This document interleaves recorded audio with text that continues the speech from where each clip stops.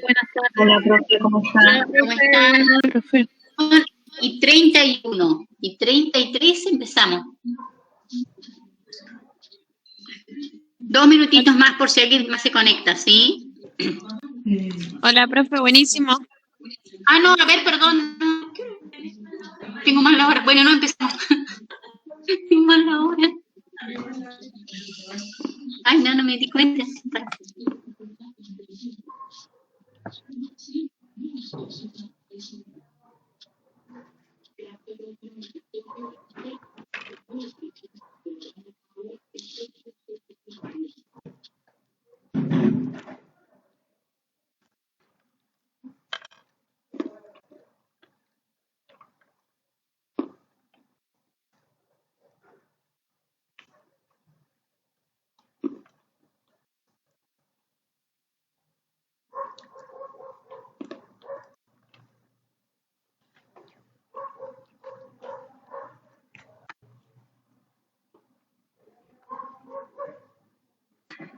Ay, disculpen, tengo mal puesta la hora en la compu.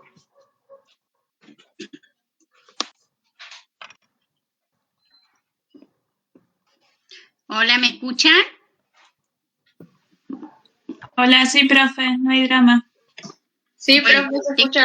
terminé tarde con el otro grupo, entonces, porque me fui a hacer un mate y ya era tarde. Ahí empezamos ya. Alguno, porque la profe Mariela está trabajando, así que si ven que se corta o algo, no me escuchan, no ven las imágenes, por favor me avisan. Bueno, profe.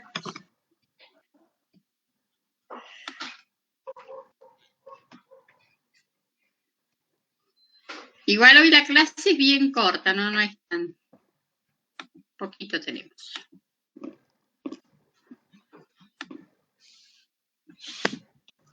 ¿Y ven? Sí, profe.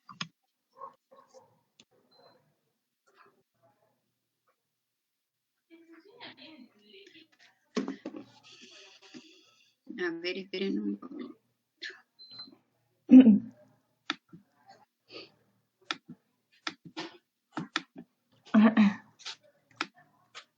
Bueno, vamos a ver hoy lo que es la gestación de riesgo. La clase anterior, lo que vimos, y ya las anteriores, vimos primero cómo se da la concepción, dónde es la implantación normal. Vieron después con la profe Mariela las características del embarazo normal y todos los cambios fisiológicos de la mamá, ¿sí? En cuanto a órganos y sistemas, cómo el cuerpo de la mamá se va modificando con la gestación, y esto aún mayor a medida que la gestación se desarrolla y crece. Entonces, recuerden ustedes que todos esos cambios fisiológicos en la mamá son normales. También vimos todos los, no solamente todos los cambios normales, sino que todos aquellos cambios o aquellos factores que se dan en la gestante que nos tienen que llamar la atención o que se transforman en factores de riesgo. Hoy vamos a ver qué es la gestación de riesgo. ¿A qué se considera un embarazo de riesgo o de alto riesgo?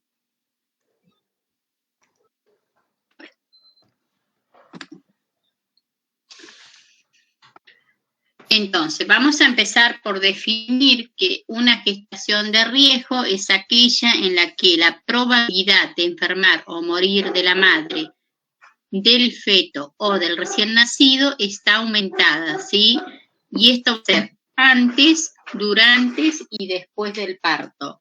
¿Qué significa esto? Que la mamá se puede enfermar antes del embarazo, o sea, antes de la concepción, durante el desarrollo de la gestación o en el momento del parto, después del parto.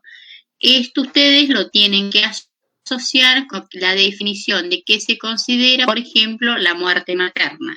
¿Sí? Recuerden que estaba asociada directamente a la situación de la gestación y que se puede producir hasta 41 días después del nacimiento del bebé.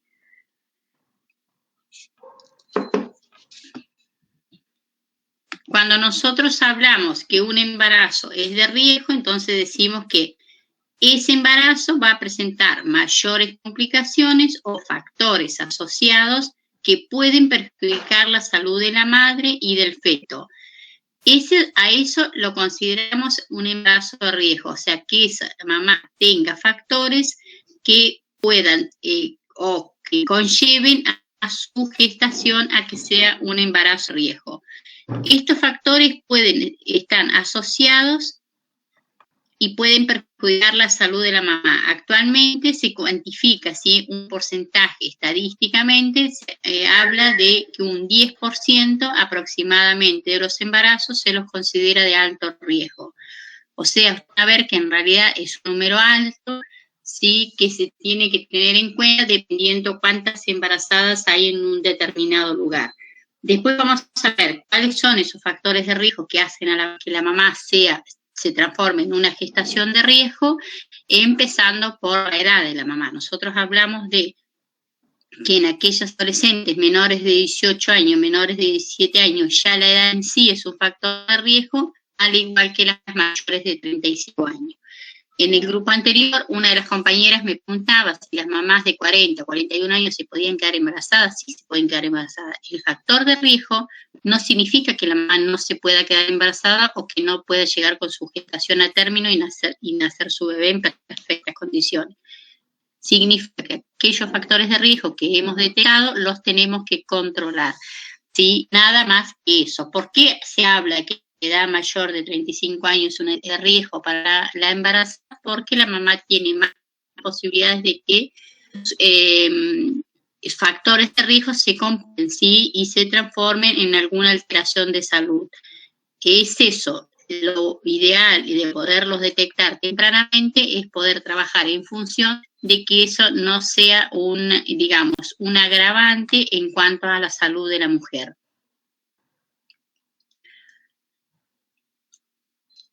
Para poder identificar estos factores de riesgo, ¿qué es lo que nosotros necesitamos? Como equipo de salud siempre se habla, que tener un conocimiento amplio sobre las diversas complicaciones que pueden ocurrir durante el embarazo, parto, puerperio. Esto significa que yo puedo entender no solamente identificando el factor de riesgo, sino que yo tengo que saber cuáles son los riesgos a los que expone ese factor, ya sea a la mamá o al feto, ¿sí?, si habla de embarazo de riesgo. Y después también, en cuanto a complicaciones y factores de riesgo de la gestante, tenemos que tener en cuenta que también se tiene en cuenta el periodo del parto o del puerperio. Entonces, por ejemplo, si yo hablo de una mamá que tiene alteración de presión arterial, o sea que tiene episodios de hipertensión o es hipertensa, ¿sí?, yo tengo que tener los conocimientos que el cuadro hipertensivo en las gestantes lo transforma en un factor de riesgo porque tiene muchas posibilidades de complicarse su cuadro de salud, su estado de salud. Por lo tanto, y que el riesgo no es solamente para la mamá, sino también para el feto. Si nosotros hablamos en un segundo periodo de trimestre de embarazo de la mamá, podemos ver que ese bebé va a tener disminuido su crecimiento. Entonces vamos a tener en cuenta que desde ya podemos tener un bebé que tenga un RCIU. El RCIU es el crecimiento intrauterino retardado. ¿Sí? El bebé chiquitito, o sea que un bebé que está desarrollado pero con un bajo peso. A diferencia de las mamás, por ejemplo, que han aumentado mucho de peso y tienen como complicación alguna diabetes gestacional, si ya son diabéticas de antes, el cuadro puede empeorar más, pero alguna diabetes gestacional, esto significa que tenemos que controlarla porque los riesgos tanto de enfermar o de morir para el bebé y para la mamá están aumentados. ¿Cuál es la diferencia en cuanto a nosotros, por ejemplo, solamente marcamos un parámetro que sería el peso del bebé? Profe. Bebés macrosómicos, o sea que van a ser de alto peso, ¿sí? Lo que no significa que tengan un buen desarrollo de sus órganos y sistemas. Entonces, eso nosotros lo tenemos que saber para poder aplicar y brindar los cuidados seguros, ya sean para la mamá como para el bebé. ¿En qué otra cosa nosotros tenemos que saber identificar y conocer? Por ejemplo, si estamos atendiendo a una mamá en un primer nivel de atención, ya sea en un CAPS o en una zona de la ruralidad, como nos pasa en nuestra área programática, o en la provincia, que es muy amplia, son muy extensas los lugares, las distancias, ¿sí? Si nosotros detectamos un embarazo con algún riesgo, por ejemplo, también un embarazo múltiple se transforma en un riesgo, en un primer nivel, lo que tenemos que hacer es la conexión rápidamente con el segundo nivel para que pueda ingresar a esta mamá a la atención y se la pueda controlar. Si tuviésemos que una embarazada en la ruralidad, por ejemplo, ya el hecho de que esta mamá pueda tener su bebé en el lugar de origen ya se transforma en un riesgo para la mamá y para el bebé, porque nosotros sabemos que esa mamá no le podemos dar la atención segura, ¿sí?, ante cualquier complicación. Entonces lo que se hace es también derivar la mamá. Por ejemplo, si nosotros tenemos una mamá malnutrida, o sea, deficiente, deficiencia en alimentación, no solamente las mamás obesas, sino también las mamás malnutridas con un índice de masa corporal por debajo de lo normal, también hablamos ya de un riesgo para la mamá. Sí, la mamá, para la mamá y para el feto. Si esa mamá fuese que, no sé, es fumadora, si consume cigarrillos o consume alguna sustancia ilícita o algún medicamento no controlado por su médico o alguna droga o lo que fuese, yo misma en sí que se transforma en una droga, tanto para la mamá, pero más que todo en este caso para el bebé, también nosotros sabemos qué es lo que debe tener en claro, qué es lo que puede perjudicar al bebé, ¿sí? Producir desde la muerte fetal, o sea, desde el aborto en el primer trimestre hasta malformaciones congénitas. Entonces, todo ese pantallazo lo tenemos que tener en claro. O sea, no solamente identificar el riesgo, poder saber cuál es el riesgo a lo que esa mamá y ese bebé están expuestos. La función, entonces, del profesional de salud es detectarlo, si el problema potencial, para tratarlo o prevenir las complicaciones. A esto se refiere cuando nosotros hablamos de tratar, diagnosticar tempranamente, tratamiento oportuno, ¿sí?, para prevenir las complicaciones. Entonces, la detección se efectuará durante el control prenatal, por eso es tan importante el control prenatal, pero siempre, cuando va a empezar el control prenatal, con nosotros ya podemos detectar la embarazada. Entonces, la detección precoz del embarazo es uno de los puntos más importantes y después introducirla dentro de que el control prenatal sea realmente completo y que cumpla los objetivos para los cuales está creado.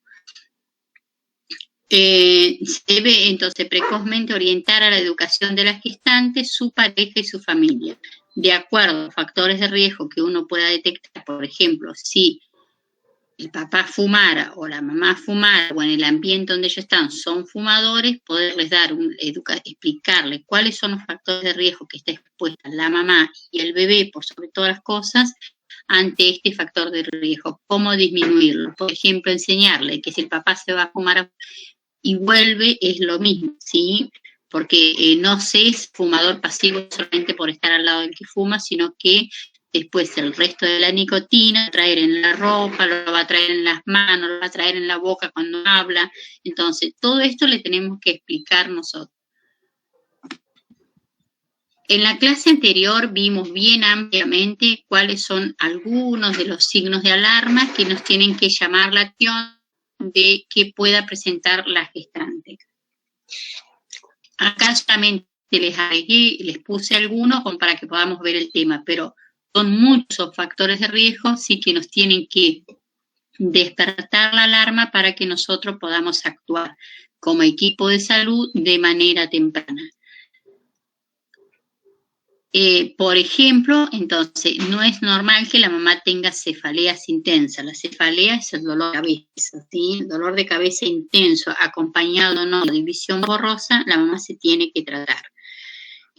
Otro de los signos importantes para tener en cuenta es el dolor abdominal, ¿sí? El dolor abdominal que no se lo tiene que confundir con las contracciones, ¿sí? En cuanto hablamos que es un dolor intenso, que no, la contracción sí va a ceder el dolor, así como los calambres en el abdomen. Por ejemplo, en las contracciones no tiene calambre la mamá en el abdomen, sino que tiene el dolor, la rigidez del abdomen, sí, que hace a la contracción, y pasados segundos, de acuerdo a unos minutos, de acuerdo en qué momento el trabajo de parto la mamá esté, ese abdomen va otra vez a tener volver a su normalidad en cuanto a la rigidez, ¿sí? Va a ser un abdomen blando, depresible, ¿qué más? Va a ceder el dolor, entonces uno eso lo va a cuantificar en minutos y en tiempo, y vamos a ver que va a ir, o sea, cada vez se va a ir acortando más el tiempo, estamos hablando de contracciones. En cambio, diferente es el dolor intenso del abdomen, sí, que a la vez se acompaña con o no calambres abdominales. Entonces eso lo tenemos que tener en cuenta, y si estuviesen en una edad avanzada ya de la gestación, tener en cuenta que otra cosa hablamos nosotros, de los movimientos fetales, ¿sí? Por lo tanto, la atención tiene que ir no solo sobre la mamá, sino sobre el bebé. ¿Cómo se va a controlar rápidamente el bebé? Puede ser con una ecografía, sería lo más rápido, y si no, por lo menos auscultar la frecuencia cardíaca fetal. Entonces, esas son algunas de las cosas que nosotros tenemos que ir teniendo en cuenta de acuerdo a qué signo. Dolor de un lado del vientre, ¿sí? Sobre todo en cuando nos que llamar mucho la atención. Cuando la mamá tiene algún dolor importante en cuanto a la intensidad del dolor, de alguno de los lados del vientre, ya sea del izquierdo, y sobre todo si localizado vienen las fosas ilíacas. Eso también nosotros tenemos que tener en cuenta, ver, recuerden la anatomía y la fisiología, ¿sí? De cuando vieron ciencia biológica, cómo es la división topográfica del abdomen. De esta manera vamos a poder localizar y pensar en algún diagnóstico diferencial cuando nos señala qué lugar le duele, más allá de las otras características del dolor, en cuanto a intensidad y demás. Hablamos de la aparición del dolor en este sector, en esta parte del abdomen. Lo que se puede sospechar, si es que no está ya de embarazo implantado, es un embarazo ectópico, o sea, fuera del útero. ¿Sí? Por eso es tan importante no solamente saber que la mujer está embarazada, está gestante, sino dónde está ubicado, ¿sí? Porque muchas veces lo normal sería que la implantación se diese en el fondo del útero. Muchas veces queda el embarazo en las trompas y se transforma en un embarazo ectópico, o sea, aquel que se produce fuera del útero, y ese embarazo no se puede desarrollar porque corre gran riesgo de salud, con complicaciones, incluso complicaciones graves de muerte para la mamá. Otra de los signos que nosotros vimos, y que los vuelvo a poner acá como para que los podamos tener en cuenta, por ejemplo, cuando hay presencia de vómitos persistentes. La palabra persistente es continuo, ¿sí? Que está todo el tiempo la mamá y que no tiene tolerancia alimentaria. Esto es lo mismo, no tolera nada, todo lo que come vomita, lo que toma vomita. Entonces nosotros ahí, como en cualquier que vomita, lo que tenemos que hacer es la valoración de las características del vómito. Por ejemplo, en la gestante es importante saber en qué momento vomita, si todo el tiempo o vomita a continuación de ingerir alimentos, qué tipo de alimento. Entonces va a hacer la valoración de vómitos. Si por ejemplo estaríamos de vómitos alimenticios, que vomita lo que come, ¿sí? Si hablamos vómitos, por ejemplo, color verde, entonces hablamos de que puede haber alguna complicación con respecto a el aparato digestivo, sobre todo lo que es vía biliar. Entonces, para eso es importante, si hablamos de que, no sé, el vómito, qué olor tiene, si tiene mucha presencia de secreciones y el color. Eso es importante tenerlo en cuenta y poderlo valorar. Y sobre todo pensar que la mamá que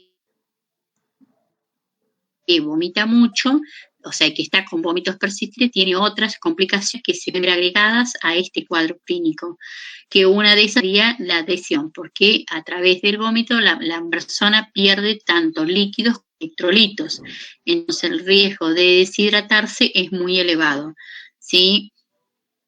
Por otro lado, podemos ver si la mamá tiene pérdida semática. Después vamos a ver, a medida que vayamos avanzando los temas de la asignatura, que de acuerdo a más en la primer mitad del embarazo o en la segunda mitad del embarazo, vamos a ver a qué se sospecha en cuanto a diagnósticos presuntivos, si hay pérdida semática, si hay sangrado.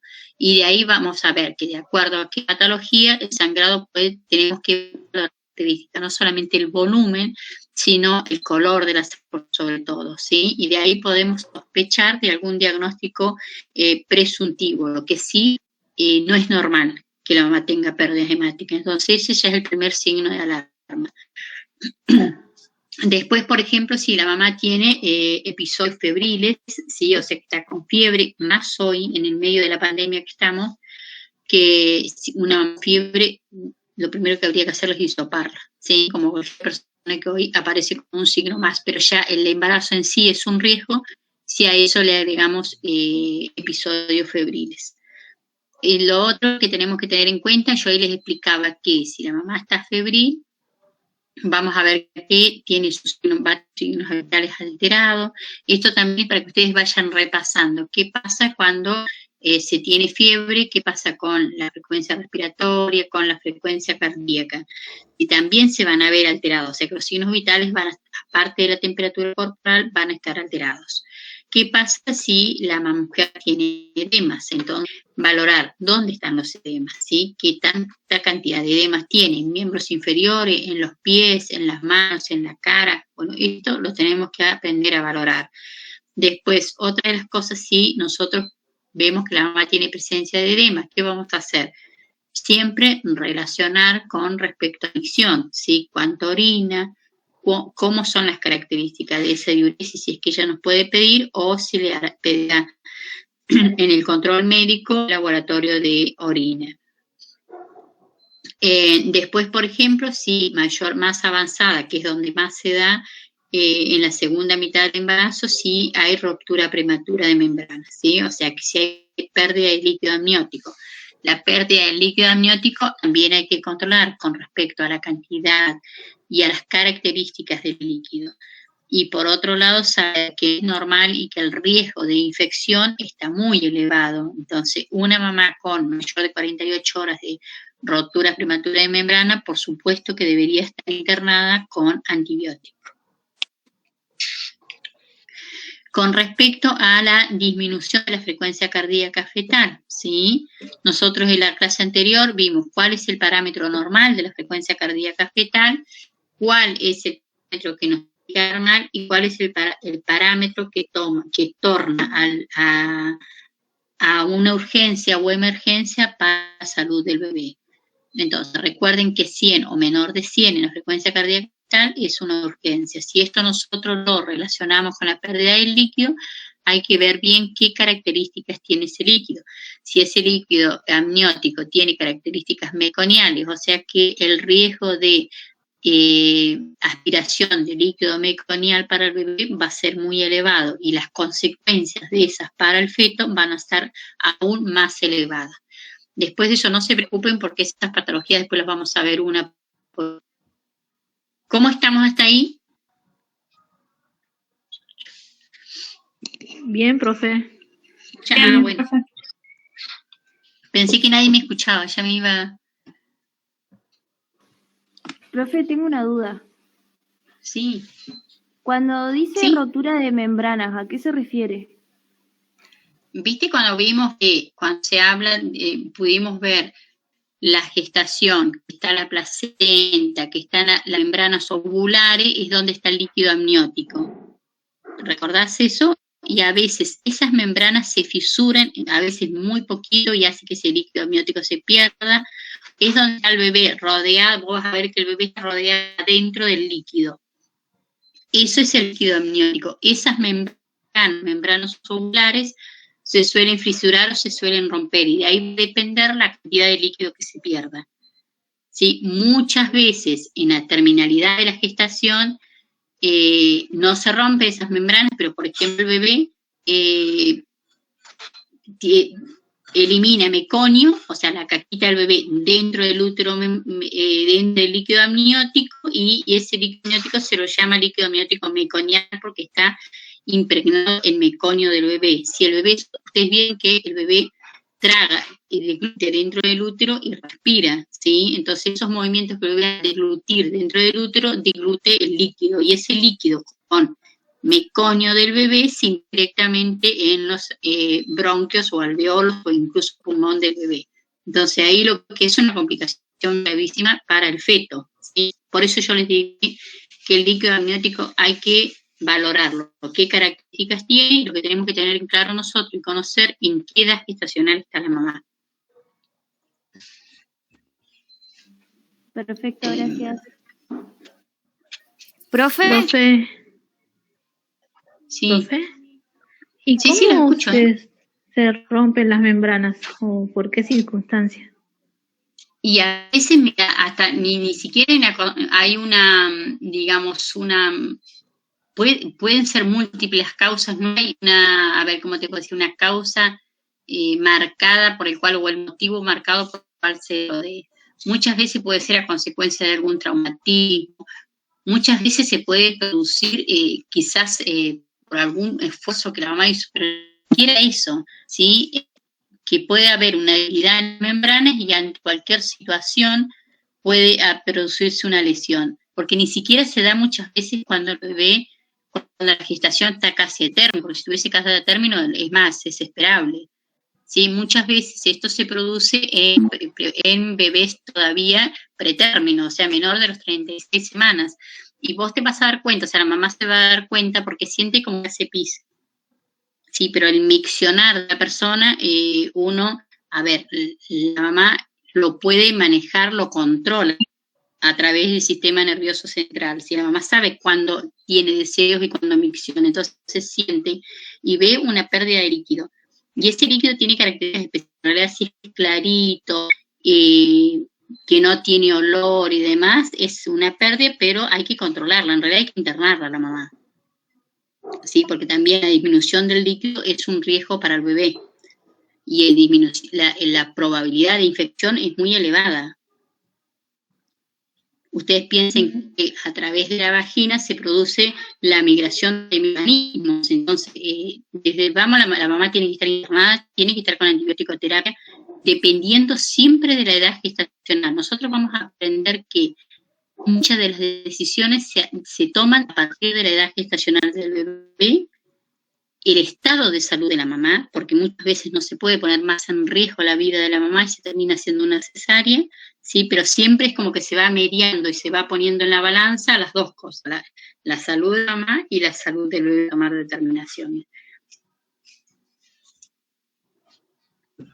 Gracias, profe. Profe, yo igual tengo una duda. ¿Qué pasó? ¿Sí? Vio que a veces dicen que el antojo más común entre las mujeres embarazadas son las cosas dulces. ¿Eso puede afectar igual en algo a que el bebé tenga más probabilidad de ser diabético o algo así? No. Eso primero que son mitos. La mujer por lo general tiene esa tendencia a comer, sí, pero también tiene mucho que ver con la voluntad de la mujer. A ver, lo mucho dulce y demás, pues que en realidad no es aconsejable, porque sobre todo cuando yo controlo a la mujer. Porque si estamos hablando ya de una mujer que tiene índice de masa corporal elevado, que es propensa a ser gordita, que está aumentando mucho de peso, y sí es un riesgo potencial, no significa que lo vaya a tener, pero es un riesgo potencial de alguna diabetes gestacional. O sea, es un riesgo potencial. Y en realidad, si vos lo ves desde el otro lado, no es que va a favorecer el crecimiento del bebé. En realidad es un riesgo más sumado a la salud, para la salud de la mamá, que por supuesto a la larga va a repercutir en la salud fetal, pero no significa que sea algo, digamos, tan positivo, ¿sí? En cuanto a la alimentación. Podrá tener antojo y comer algo, pero ¿qué es algo? Una vez una cosa dulce, o estar todo el tiempo comiendo cosas dulces. Es lo mismo que estoy todo el tiempo comiendo, no sé, pastas. ¿Sí? Lo que en realidad no son alimentos tan necesarios para la gestación, para el desarrollo del bebé. Que sí, más que todo perjudicable. Esto es lo mismo que cuando tenemos cerca que la mamá haga una hipertensión, así que tenga valores elevados de tensión arterial. Entonces ahí lo primero que nosotros, recuerden ustedes que siempre en las patologías se va por la parte clínica, ¿sí? La parte clínica siempre se va a ver reflejado en que en lo que uno come. A esta mamá que nosotros tenemos riesgo de que haga una hipertensión arterial y sabemos pues el cuadro hipertensivo se le puede agravar a la mamá, ¿qué es lo primero que le vamos a sacar? Por ejemplo, los salados, ¿sí? Que no coma papa frita, que no coma chisito, que no coma, y que no ingiera sales. Entonces uno lo va a manejar siempre con la alimentación, pero lo ideal, si vos me decís la mamá tiene antojo de comerse un chocolate, si come chocolate no le va a hacer nada. Sí, igual el antojo es muy, quería decir, muy manejable por cada uno.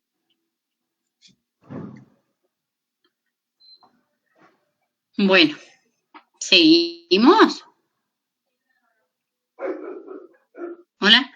Sí, profe. Ay, me quedo sola.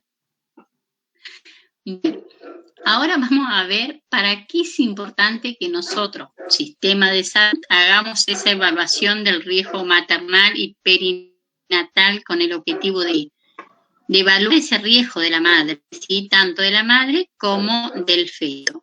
¿Y cuáles van a ser? ¿Para qué es ese objetivo? Primero, para dar la asistencia adecuada. En cuanto a dar asistencia adecuada, siempre adelantarnos a disminuir el riesgo de las complicaciones y poder dar los tratamientos óptimos, los óptimos, o sea, poder detectarlo, diagnosticarlo tempranamente a través de análisis que uno hace de todos los factores de riesgo.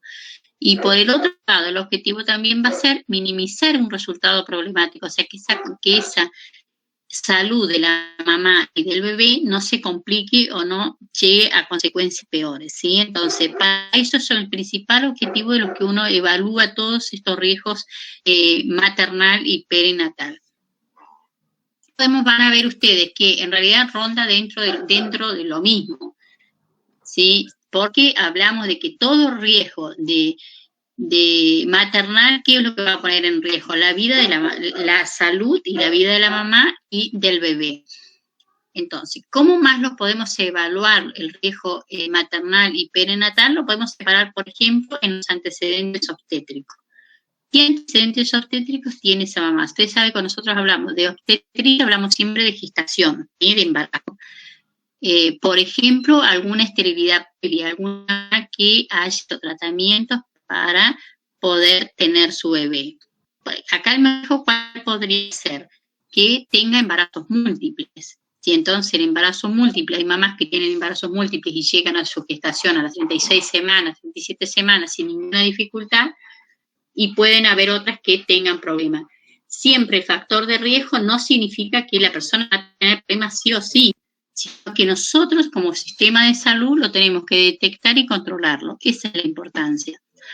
Y acá por algo tan común que es la edad. Me preguntaban los chicos del grupo anterior. La embarazada, mujer a los 40 años se puede quedar embarazada, y sí, salvo que haya tenido una menopausia precoz y ya no se pueda concebir, pero si no, no tiene ningún problema. Ahora, los 40 años en sí, la edad es un factor de riesgo, no significa que vaya a tener los problemas, pero yo los tengo que controlar su tensión arterial, controlar cualquier otra alteración en cuanto a la salud de la mamá, porque ya tengo un factor de riesgo que es la edad. Por otro lado, por ejemplo, cuando hablamos de antecedentes obstétricos, de las cesáreas. La cesárea, ustedes van a ver que lo esperable, lo aconsejable, es que la mamá no tenga más de 2 cesáreas o 3 al sumo. ¿Por qué? Y lo otro que pasa con las cesáreas son los periodos intergenésicos. En la cesárea, en realidad, es una cirugía, que es una cirugía donde se hace la incisión en los músculos abdominales, se hace la incisión en el útero, o sea, se corta el útero para poder extraer el bebé, ¿sí? Si esta se vuelve a quedar embarazada antes del año, o antes lo ideal es 2 años como mínimo, pero si esta mamá, ustedes imagínense que se vuelve a embarazar de vuelta, no sé, antes del año del bebé. Ese útero, otra vez, al tener la nueva gestación y al ir creciendo, a medida que va creciendo el bebé, esas paredes uterinas corren gran riesgo de lesionarse en donde está la cirugía anterior. ¿Me explico? Sí, profe, sí. Bueno, entonces, ustedes imagínense el útero que se vuelve a abrir herida de la cesárea anterior. Es catastrófico para la mamá y para el bebé, que si no se lo agarra en el momento en un quirófano, se nos muere la madre y el bebé, porque el sangrado es masivo, ¿sí? Las pérdidas sanguíneas son terribles. Entonces, por eso es importante cuando uno les habla cuando uno les explica la cesárea, por el motivo que ella haya hecho, se extrae. Entonces, después hay que explicarle a la mamá, aconsejarle en cuanto a asegurarle el método anticonceptivo seguro después de la cesárea, ¿sí? Y explicarle cuáles son todas las consecuencias. Ustedes van a ver que hay mamás que igual se quedan embarazadas porque no fueron cuidadosas en los métodos anticonceptivos o lo que fuese, pero nosotros como sistema de salud, si sabemos que de la cirugía anterior, o sea, de la cesárea, se vuelve a quedar embarazada, ya es un riesgo. ¿Sí? Entonces, eso es cuando uno va a evaluar el riesgo, ¿para qué lo evalúa? Después hay cualquier otro tipo de cesáreas que donde se haya operado la cavidad uterina, pero es por esto mismo, porque al crecer después el útero, al distenderse la uterina, corren el riesgo de lesionarse en el lugar de la incisión anterior, ¿sí? de la cicatriz previa de la cirugía anterior. Por otro lado, bueno, ya dijimos lo que era la edad. Sí. Una pregunta, ¿cuánto dijo o cuánto recomienda que sea el tiempo que pase de embarazo, o sea, para que se recupere el músculo de nuevo? Lo ideal son 2 años. 2 años. Va a ver que por ahí hay bibliografías que hablan de menos años, de menos tiempo, pero nunca menos de 1 año. Y hay realidades que la embarazada se queda antes de los 2 años, ¿sí? O sea, que tiene periodos intergenésicos muy cortos, pero es un factor de riesgo altísimo para la mamá en la segunda gestación. Bueno, gracias. Ustedes piensen que el útero es como un globo. Si el globo, ¿qué hace el útero? Crece en tamaño, ¿sí? Las paredes se distienden.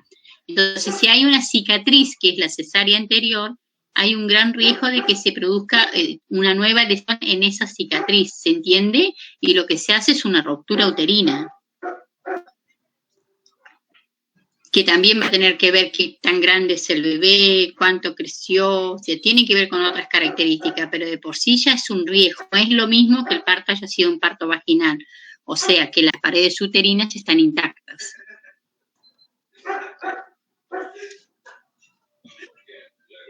¿Estamos? Sí, profe. Ay, perdón, me pasé acá.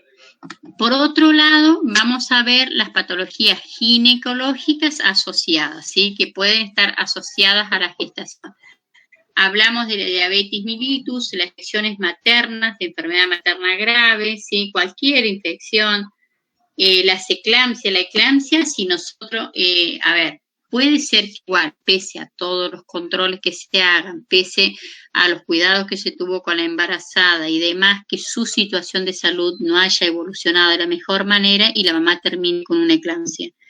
Pero para poder llegar a la eclampsia, la mamá ya pasó por un cuadro hipertensivo, o sea, ya hubieron factores de riesgo previos, ¿sí? Ya se hicieron ecografías previas o estudios previos que nos dieron una pauta de que puede haber grandes posibilidades de que esa mamá haga una hipertensión.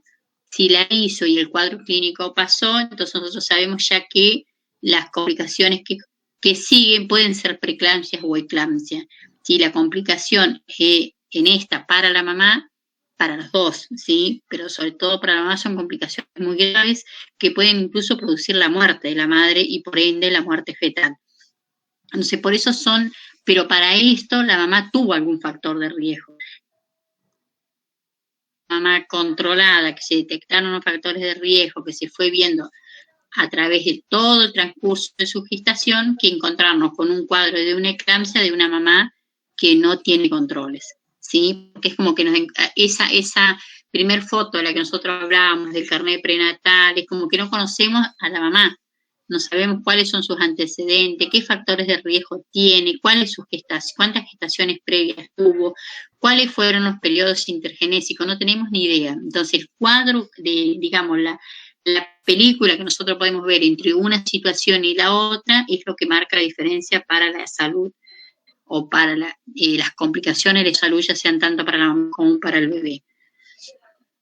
Si hubiesen anemias, hemorragias vaginales, que ya las vimos, la isoinmunización cuando hay alguna alteración en cuanto a los diferentes grupos sanguíneos. Recuerden que nosotros hablábamos que al principio de la gestación, en el primer trimestre, cuando se capta la embarazada, se le pide un laboratorio. Dentro de ese laboratorio, además de pedir el hemograma completo, el ionograma, vamos a ver si quieren, esos son todos igual temas que ustedes ya lo han visto, pero si ustedes quieren, vamos a ver qué estudios se piden en cada uno, o sea, en cada, yo digo hemograma, ¿qué me evalúa el hemograma? ¿Sí? Dentro de todos esos estudios también se pide cuifactor. Entonces, eso se hace ¿para qué? Para ir poniéndole en la historia clínica de la mamá, en la historia de la mamá, cuáles son todos esos factores de riesgo. Que puede ser que a la larga no me traigan ninguna complicación, pero yo los tengo que tener en cuenta y saber a cuáles son los riesgos que puede estar expuesta la mamá. Sospechas de crecimiento intrauterino retardado, que es el RCU, o sea, ¿cuáles son los factores? Por ejemplo, si yo le digo de una mamá con un índice de masa corporal por debajo de lo normal, ¿sí? Una mamá malnutrida y el bebé va a ser chiquito, o sea, va a tener un bajo peso. De una mamá con cuadros hipertensivos o que ha desarrollado una preeclampsia o una eclampsia, la mamá va a tener, el bebé va a correr un riesgo de ser RCU, o sea, que tenga un crecimiento intrauterino retardado.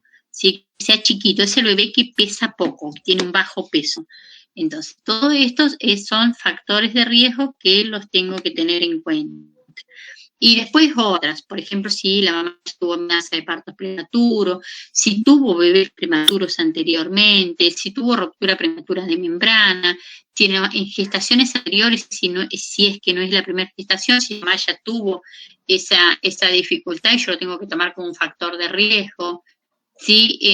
Embarazos prolongados, que son los que se pasan más de las 42 semanas, los embarazos múltiples, ya lo habíamos dicho, el tabaquismo, las drogas, los fármacos, ¿sí?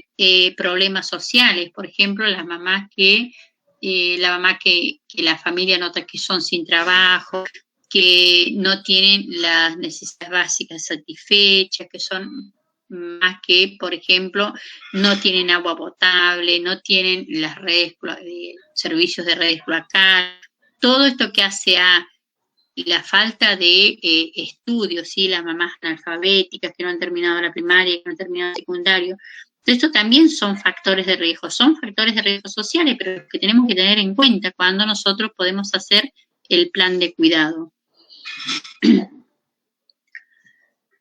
Después, a grandes rasgos, lo que les puse acá un cuadrito para que ustedes vean cuando un riesgo, si existe uno o más riesgo, qué es lo que pasa. Siempre vamos a tener nosotros la gestación de riesgo y la gestación de alto riesgo.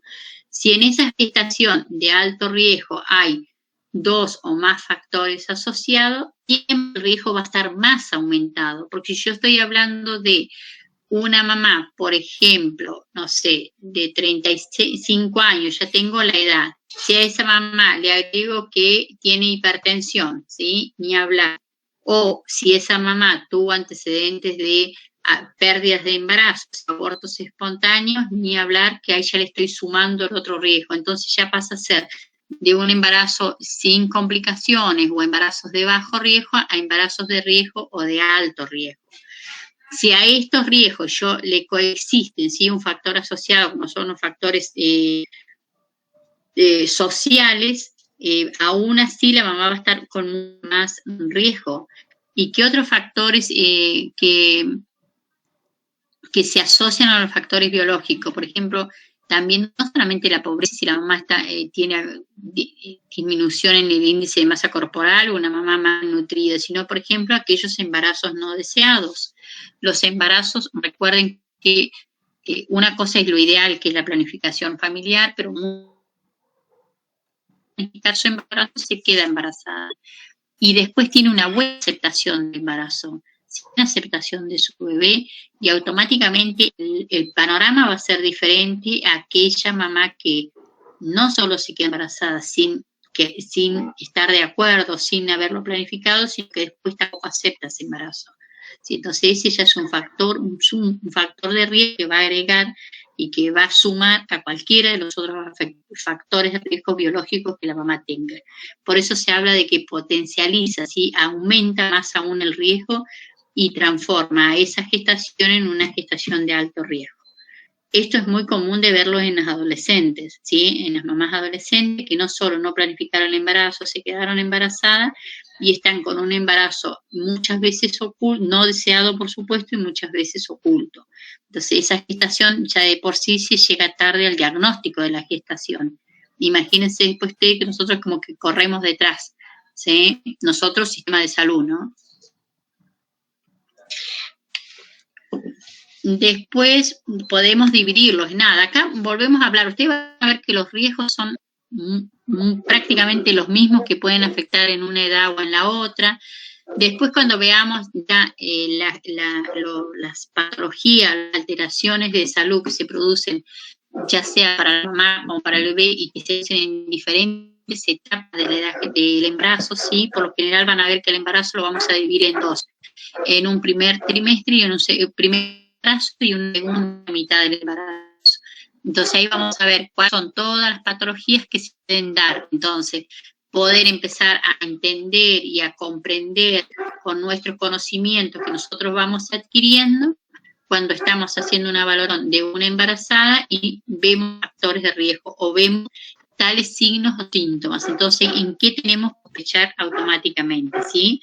Esto es lo mismo que, por ejemplo, cuando ustedes vean adultos y ven, no sé, una persona de una determinada edad que viene con un dolor precordial, que tiene antecedentes cardiovasculares, entonces directamente van a sospechar en qué patologías cardiovasculares.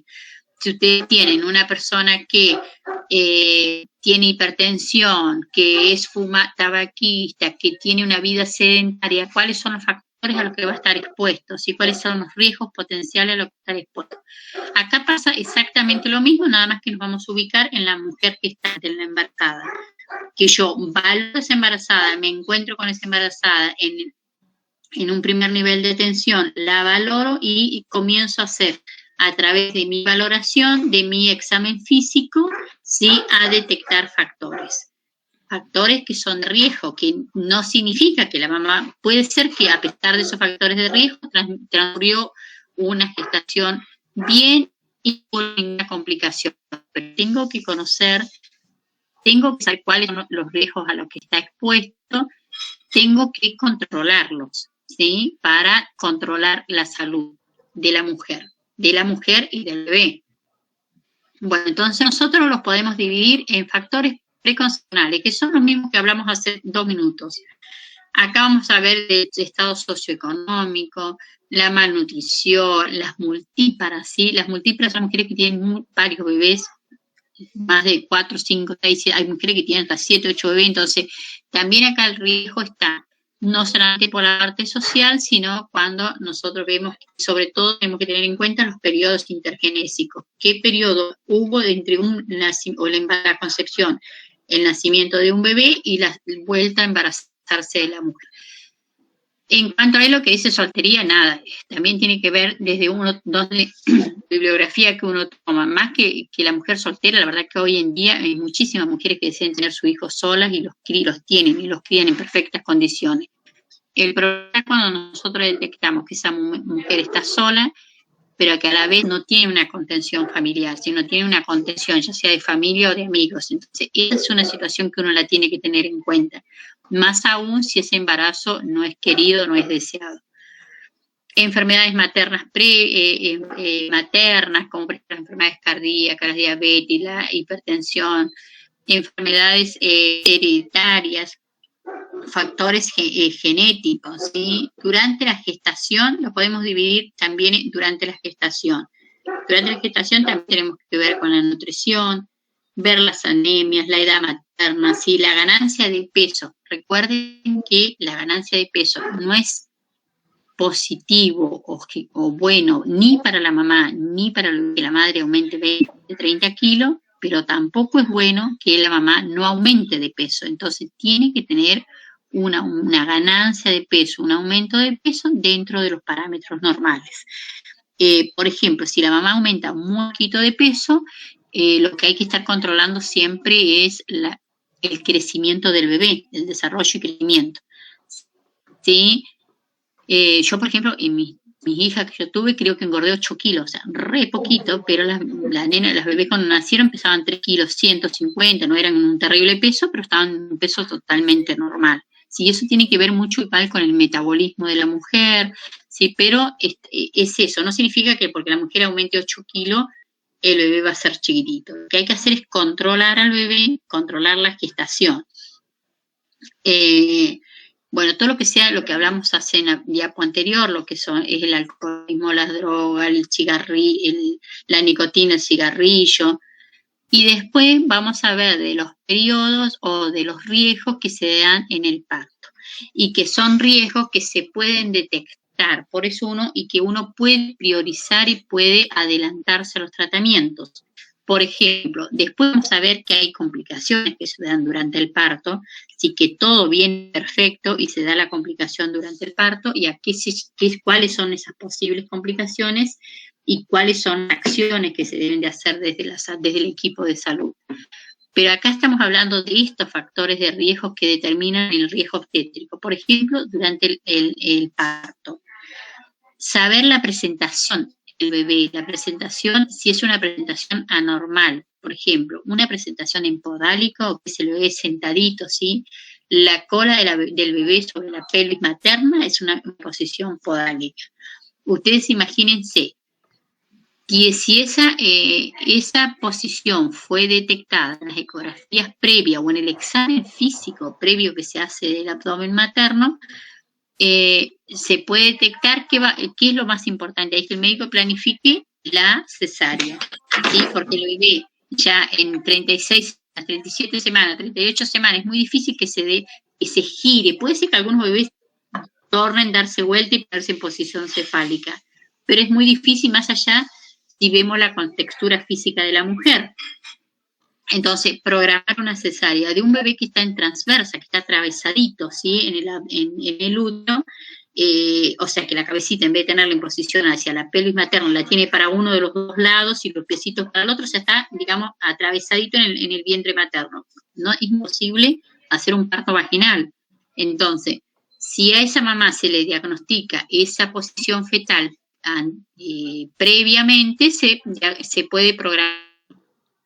En cambio, ustedes imagínense una mamá que llega sin controles a un parto con un bebé en posición podálica o en posición transversa, donde los riesgos para el bebé, ¿sí?, aumentan, pero en minutos. Entonces, para evitar todos esos riesgos, es esto que uno hace, detectar los factores de riesgo tempranamente y después irlos controlando durante la gestación para disminuir los riesgos colaterales de estos mismos factores de riesgo. ¿Se entiende?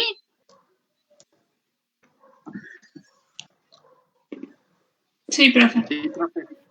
Una pregunta, profe. Sí. ¿Cómo se sabe el peso del bebé?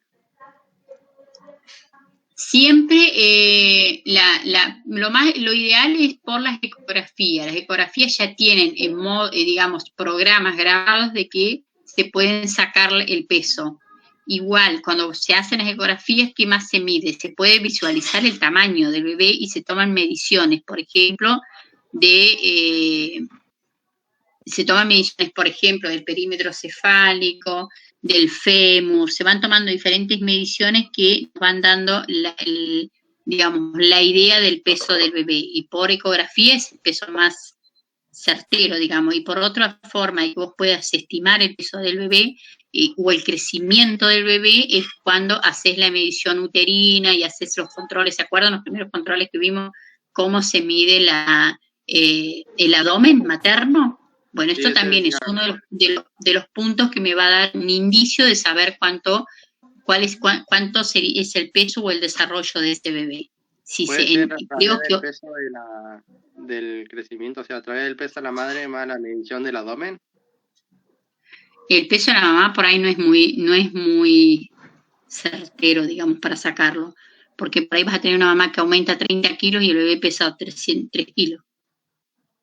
Sí, no es muy, lo más importante es la medición del abdomen, sí es importante tenerla, sí es más certera, y ante esto, cuando vos haces el examen físico del abdomen también, más allá quizás por ahí, una cosa es explicarlo, ustedes me vean, otra cosa es verlo y ver cómo se hace el examen físico. Uno en realidad no solo vos sabés cómo está posicionado el bebé, sino que vos lo podés medir con el mismo examen físico palpando el abdomen de la madre, ¿sí? El peso de la mamá es importante tenerlo, pero no es como lo más, ¿cómo te podría decir? La mamá tiene que aumentar de peso, pero no es el punto más importante para estimar un peso o un desarrollo del feto. Sí, por la mamá por ahí te va a aumentar, más que aumentan muchísimo, 15, 20, 25 kilos como mínimo. Y en realidad cuando eso lo único que hace es agravar más o aumentar más los factores de riesgo a ambos. Dale, muy bien. Gracias. Bueno, ahora vamos a ver cuáles son los factores que inciden en ese desarrollo, ¿sí?, de la gestación. ¿Qué es lo que nosotros tenemos que tener en cuenta? Acá hablamos de factores ambientales. Dentro de estos factores ambientales, ¿qué vamos a tener? El macroambiente, el macroambiente y el microambiente, el macroambiente y el macroambiente, ¿sí? Van a ser los tres factores que nosotros vamos a tener en cuenta. Si nosotros hablamos del microambiente, ¿a qué hacemos referencia? Está constituido a lo que está en contacto con el bebé, ¿sí? Ustedes imagínense, ¿qué está en contacto con el bebé? Las membranas del líquido, el líquido amniótico, el primero, que es donde va a estar el bebé, y después las membranas que son las que contienen el líquido amniótico, el útero. Esto está en contacto directamente con el bebé. Obvio que los vasos sanguíneos, como es el cordón umbilical, entonces la placenta, todo esto va a estar en contacto directo con el bebé. Ahí nosotros hablamos del microambiente. ¿Cuándo vamos a hablar del macroambiente? Cuando hablamos del entorno de la embarazada, en dónde vive, cómo se relaciona. Esto hace referencia a las características climáticas, ambientales, físicas, sociales, culturales, económicas, dónde trabaja, cómo es el ambiente laboral, cómo está constituida su familia, porque también tenemos que ver lo social, no solo, lo psicológico, no solamente lo fisiológico. Entonces, todo lo que, donde se desenvuelve la mamá todo el tiempo, eso se lo llama macroambiente. Y todo lo que es macroambiente está referido al estado de salud de la madre, ¿sí? Al estado de salud de la madre, donde en cuyo vientre, en cuyo abdomen de la mamá se va a encontrar su bebé. Esto es, por ejemplo, el macroambiente lo hacen, por ejemplo, las enfermedades preexistentes de la mamá. Si la mamá tiene, por ejemplo, una diabetes o una diabetes gestacional, una hipertensión, entonces lo que, si bien va a estar, tiene que ver con el organismo y el estado de salud de la mamá, donde está inmerso el bebé, ¿sí? ¿Se entiende? Entonces, macroambiente está bien relacionado a la salud de la mamá. Tener en cuenta todo lo que son las patologías preexistentes en la madre o que se hayan desarrollado en el embarazo. El macroambiente tiene que ver con la parte donde vive la mamá, las relaciones de la mamá, ya sean sociales, económicas, culturales, el ambiente laboral, la familia. Y ahí hablamos de macroambiente. Y el microambiente es lo que está relacionado directamente con el bebé. O sea que nosotros como que lo ponemos dentro del abdomen de la madre, con la placenta, con las membranas uvulares, con el líquido amniótico, con la placenta, con el cordón umbilical. ¿Sí?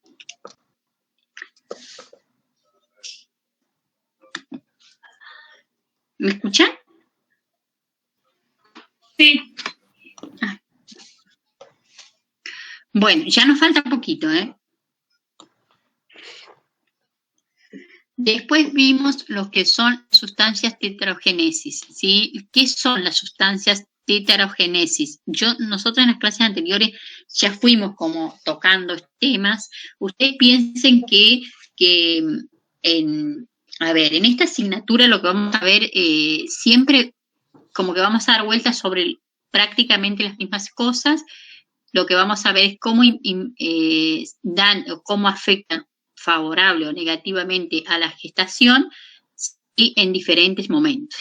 Este tipo de sustancias nosotros ya las vimos, ya vimos algunas de ellas, sí, pero hay otros, cuando nosotros hablamos de tetarogénesis, es que hablamos que hay sustancias que son capaces de producir anormalidades, ¿sí? O alteraciones en el producto de la gestación, o sea que pueden producir cualquier alteración en el producto de la gestación, y en esto se puede dar en diferentes periodos o en diferentes momentos de la gestación. Se pueden dar en el embrión, ¿sí? ¿Se acuerdan que en qué semanas de edad gestacional se lo llama embrión? Luego lo pueden darlo en el feto. O sea que se puede producir cuando se comienzan a desarrollar o a formarse sus órganos y sistemas, o una vez que el bebé ya aumentó, o sea, ya tiene formados sus órganos y lo que hace es empezar a desarrollarlos. Entonces, estas sustancias pueden producir alteraciones en ese producto. ¿Y cuáles son las sustancias más conocidas? Por ejemplo, los rayos X.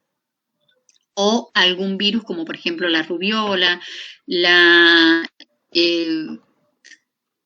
por ahí los que producen más malformaciones.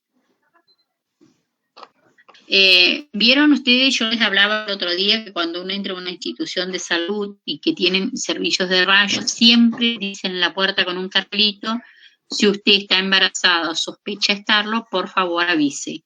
¿Sí? ¿Qué es esa frase? Parece que no se... Parece una frase tan vacía cuando uno no le da la importancia que le tiene que dar. ¿Para qué es? Para protegerle de alguna manera a la mujer, para que los rayos ultravioleta no den y traspasen no solo la piel, sino las barreras uterinas y le den directamente al feto. Si este bebé, esta gestación, está en el primer trimestre del embarazo, seguramente las lesiones van a ser aún más. Lo ideal es que la gestante no reciba ni un rayo directo en el abdomen. ¿Sí? Muchas veces la situación clínica de la mamá hace que se tenga que sacar una radiografía. Lo que hay que hacer es proteger al máximo el abdomen para disminuir el riesgo. Por ejemplo, el virus o el otro virus que también produce malformaciones congénitas es la toxoplasmosis. O sea, hay virus que si la mamá los tiene o la rubiola, se contagia rubiola, pese a que hoy está la vacuna y nadie debería tener rubiola, ¿sí? Pero muchas veces, aunque esto parezca mentira, con todas las vacunas que tenemos, hay gente que todavía sigue teniendo el virus de la rubiola. Entonces, tener rubiola en el primer trimestre del embarazo, hay una altísima posibilidad de malformaciones congénitas en el feto, en el bebé después, ¿sí? Entonces, esto es lo mismo que uno dice, no deberían de haber, no sé, tuberculosis. Ha vuelto el furor de la tuberculosis en las personas. Pasa lo mismo, enfermedades que deberían estar erradicadas y otra vez están volviendo, ¿sí? Después hay otro tipo de virus que igual vamos a ver después cuando veamos todo lo que son las infecciones verticales, que son las que pasan directamente desde la mamá al bebé, se transmiten directamente de la mamá al bebé a través de la placenta o a través de la leche materna, ¿sí? Que eso se lo llama transmisión vertical. Eso después lo vamos a ver, sí que no vamos a ahondar tanto en ahí, pero para que ustedes vean, por ejemplo, es uno de los bien marcados como sustancia tetarogénesis, por un lado los rayos X o algún virus, en este caso la rubiola. ¿Cuáles son las manifestaciones o alteraciones que van a ocurrir en ese producto de la gestación? Va a depender mucho en qué edad gestacional se encuentra, ¿sí? Si es por lo general antes de las 24 semanas, puede producir abortos espontáneos, malformaciones, puede producir un RCIU, que es el retraso de crecimiento intrauterino, puede producir deficiencia funcional o alguna patología fetal, ¿sí? De cualquier malformación. Entonces, la verdad es exponer a un factor de riesgo con altísimo riesgo a una gestación cuando en realidad se puede evitar. Porque, por ejemplo, lo que yo les explicaba recién, el cuidado cuando uno expone a la mujer a rayos X, se lo puede, o sea, quizás se la exponga igual, pero donde al protegerla el riesgo se va a disminuir totalmente. Después vamos a ver qué pasa con la exposición de estas sustancias tetarogenésicas, o sea, de acuerdo en qué periodo del desarrollo prenatal se encuentra esa gestación, ese producto. Entonces vamos a hablar del periodo de la fecundación e implantación. ¿Se acuerdan cuál era el periodo? Lo tienen ahí, ¿eh? Nosotros entonces hablamos de cuál es el periodo de ese desarrollo del bebé. ¿Sí? Si nosotros hablamos del periodo de la gestación, del periodo de fecundación, implantación, se va a dar desde la fecundación, ¿sí? Hasta que se implanta ese embrión en el fondo del útero, que sería la implantación normal del bebé. Entonces, miren ahí en qué día se da. Si esa exposición se da en este periodo o en el que sigue, que es cuando se empiezan a desarrollar los diferentes órganos, los riesgos de que haya una malformación congénita en esos órganos va a estar muy elevado.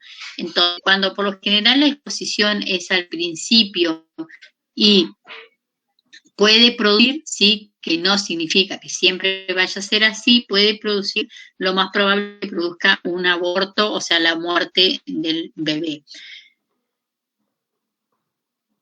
En los periodos embrionarios, que es entre el día 15 y el día 56, en cómo se están formando los órganos. Entonces es un periodo muy alto de mucha labilidad en cuanto a las formaciones congénitas.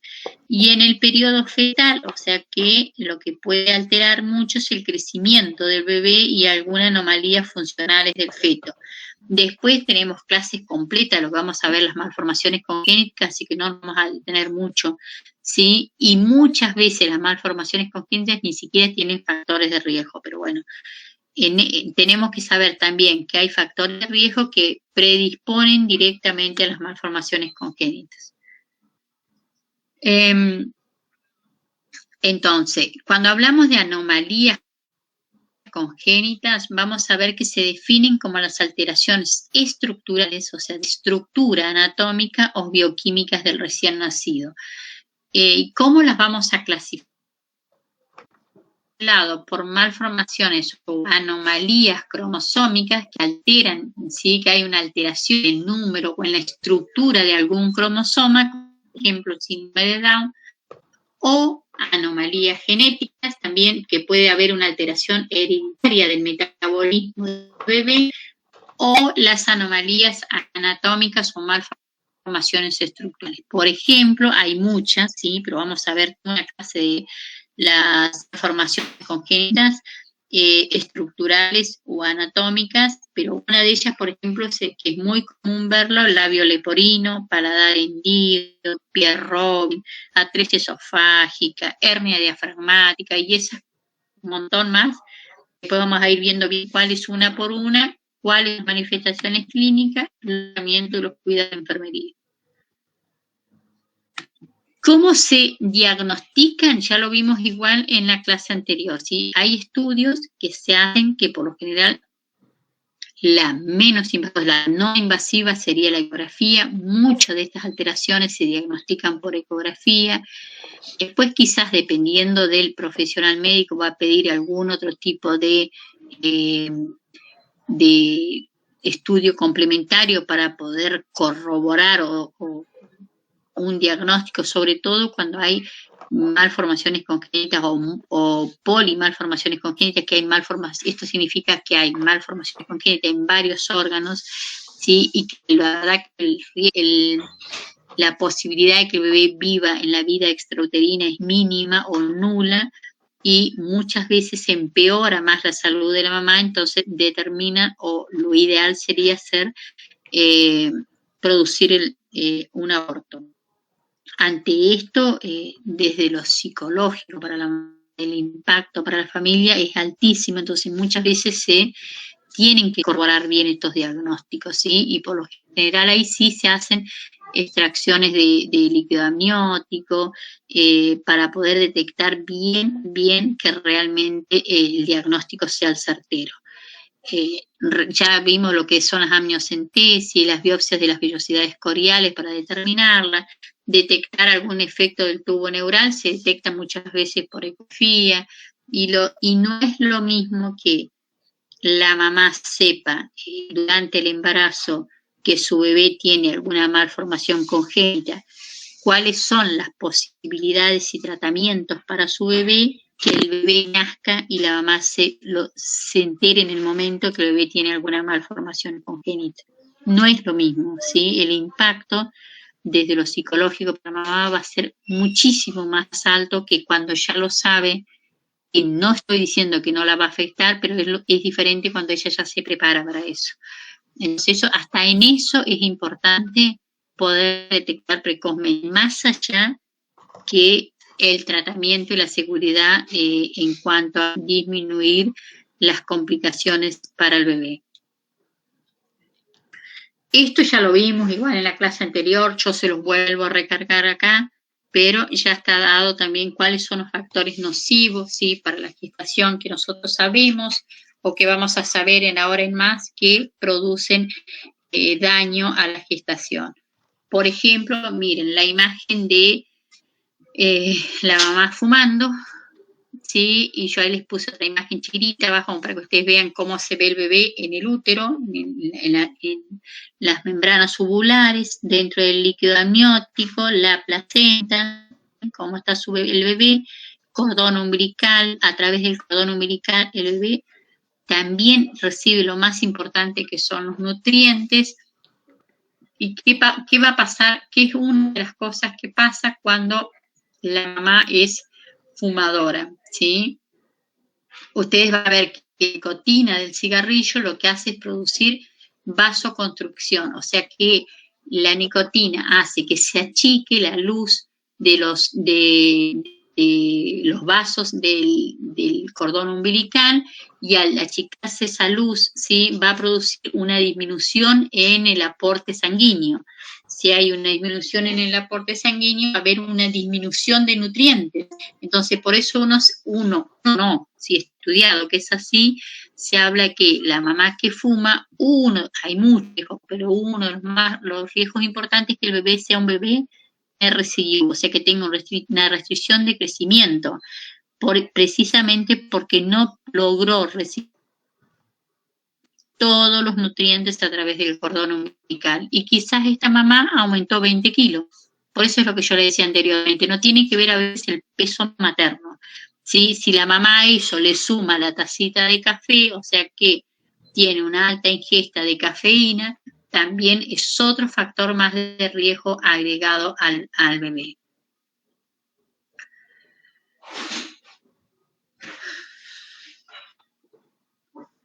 Bueno, por ahí los fármacos hay que recordarle a la mamá que en realidad ella no puede tomar ningún fármaco que no esté indicado por el obstetra. Si la mamá tuviese alguna otra complicación en su salud en cuanto a la clínica, ¿sí?, hipertensión, diabetes y demás, el médico muchas veces lo que pide es una interconsulta especialista y tratan a la mamá, pero que nunca la mamá tiene que automedicarse. En realidad nadie se debería automedicar, ¿sí? Debería tomar toda la medicación indicada por algún profesional. El problema es que acá no solamente perjudica su salud, sino perjudica de lleno la salud del bebé. Bueno, hasta ahí terminé. ¿Cómo están? ¿Están ahí o no? Sí, profe. Sí, profe. Bueno, a ver cuántos tengo. Un poquito. 50. En realidad estoy viendo que son igual, si a ustedes les sirve, les voy a seguir dando así. Son más o menos los mismos chicos que ingresan en los dos grupos, o sea, la cantidad es prácticamente las mismas y las mismas personas que ingresaron cuando daba una sola vez.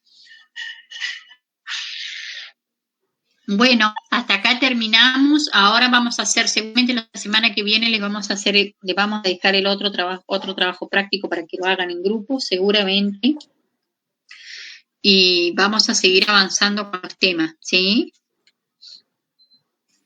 Después Bueno, yo les profe. pido que cada uno de ustedes, o háblenlo en su grupo, vean la situación personal de cada uno, que cada uno sabe cuál es su situación académica, ¿sí? Si está inscrito en el Guaraní, si tienen los conceptos previos. He dado varios alumnos que, por ejemplo, no aparecen en ningún grupo, o sea, no aparecen en los grupos de los trabajos prácticos. Entonces, cada uno sabe si está o no está en algún grupo trabajando, cuál es la situación de cada uno de ustedes. Véanla. Yo igual les voy a dejar un mensaje, les voy a pasar un listadito a los chicos, a los tutores, para que me ayuden a identificar a esos alumnos, para poder ver cuál es su situación, y así podemos seguir avanzando y empezándonos a conocer un poquito, aunque sea en la virtualidad. Después recuerden que trato en lo posible de mirarles el foro de consultas. Las consultas yo a una de las chicas, la única que la verdad que la vi tarde, la consulta, que me preguntaba algo del trabajo práctico, no le contesté porque ya había pasado el trabajo práctico, pero a otro de los compañeros que preguntaron ahí le fui contestando. Pregunten si ustedes tienen alguna duda a través del grupo de WhatsApp, y si su duda es personal y ustedes quieren solamente consultarla al docente, tienen el grupo de la cátedra, el mail de la cátedra, o también yo les he pasado mi mail privado para que ustedes me escriban, ¿sí? Después lo que pueden hacer es recordarme en el grupo que me mandaron un mail, por favor, cuando lo vea, que les conteste. ¿Estamos? Sí, profe. Profe, gracias. Bueno, chicos, descansen, Gracias, profe. pasen un buen fin de semana, Gracias, cuídense profe. mucho, no compartan mate con nadie, no tomen nada, no compartan nada con nadie, cuídense. Gracias, profe. Finde. Buenas noches. Gracias, profe. Chao, chicos, descansen. Gracias.